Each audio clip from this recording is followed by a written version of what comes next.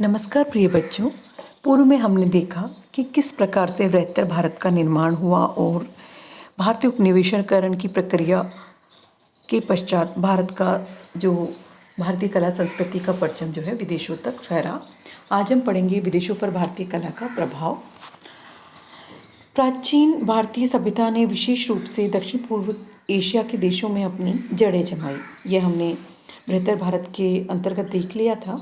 इस बात का प्रमाण आज भी वहाँ सब जगह मिलता है। चंपा है, अंगकोर, श्री विजय, भज्जा, पहित और दूसरे स्थानों पर संस्कृत के बड़े बड़े अध्ययन केंद्र थे। तो ये आप अधोरेखांकित कीजिए इनको कि चंपा, अंगकोर, श्री विजय, भज्जा, पहित अन्य जो स्थान है यहाँ पर संस्कृत के बड़े बड़े अध्ययन के केंद्र थे। वहाँ जिन राज्यों का उदय हुआ उनके शासकों के नाम विशुद्ध भारतीय और संस्कृत नाम है। तो ये यह बताने के लिए पर्याप्त है कि भारतीय भाषा जो है विदेशों में किस तरह से समादृत हुई और वहाँ कितना प्रचलित थी। इसका अर्थ यह नहीं है कि वे विशुद्ध भारतीय थे, पर इसका अर्थ यह अवश्य कि उनका भारतीयकरण किया गया था।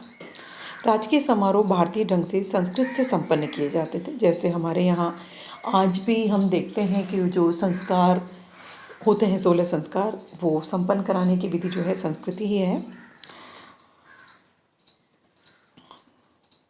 राज्य के सभी कर्मचारियों के पास संस्कृत की प्राचीन पदवियां थी और इनमें भी कुछ पदवियां और पदनाम न केवल थाईलैंड में बल्कि मलाया की मुस्लिम जो रियासतों में भी अभी तक चले आ रहे हैं।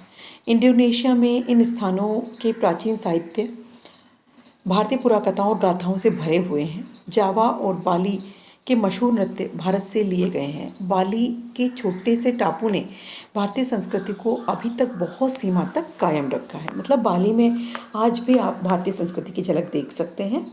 यहाँ तक कि हिंदू धर्म भी वहाँ चला आ रहा है। ये बहुत ही अच्छी बात है कि आज भी वहाँ हिंदू धर्म के अवशेष हमें मिलते हैं। फिलीपींस द्वीपों में लेखन कला भारत से ही गई। तो फिलीपींस द्वीपों में लेखन कला का जो प्रारंभ है या कहें कि जो देन है वो भारत से ही गई है। कंबोडिया में वर्णमाला दक्षिण भारत से ली गई और बहुत से संस्कृत शब्दों को थोड़े से हेरफेर के साथ लिया गया है। दीवानी और फौजदारी के कानून भारत के प्राचीन स्मृतिकार मनु के कानूनों के आधार पर बनाए गए हैं। इन्हें बौद्ध प्रभाव के कारण कुछ परिवर्तनों के साथ संहिताबद्ध करके कंबोडिया की आधुनिक कानून व्यवस्था में ले लिया गया। कहने का अर्थ यह है कि जो दीवानी और फौजदारी के कानून, जैसे हमारे कानून का आधार मनुस्मृति है, तो वहाँ भी कानून का आधार मनुस्मृति ही रहा है और कुछ बौद्ध प्रभाव से उन्होंने थोड़ा परिवर्तन करके उन्हें संहिताबद्ध कर लिया है। लेकिन भारतीय प्रभाव सबसे अधिक निकट रूप में प्राचीन भारतीय बस्तियों की भव्य कला और वास्तुकला में दिखाई पड़ता है। देखिए, जिस भारतीय प्रभाव की हम बात इस उपविषय के अंतर्गत कर रहे हैं, उसके अंतर्गत हमें देखना है कि जो भारतीय प्रभाव सबसे हमें अधिक दिखाई देता है कला और वास्तुकला के क्षेत्र में। हमें इन दो क्षेत्रों में यह प्रभाव सबसे ज़्यादा दिखाई देता है। इस प्रभाव से अंगकोर और बोरोबुदुर की इमारतें और अद्भुत मंदिर तैयार हुए।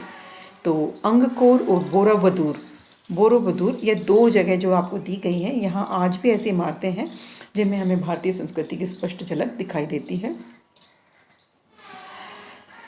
जावा में बोरोबुदुर में बुद्ध की जीवन कथा पत्थरों में उत्कीर्ण है। दूसरे स्थानों पर नक्काशी करके विष्णु, राम और कृष्ण की कथाएं अंकित की गई हैं।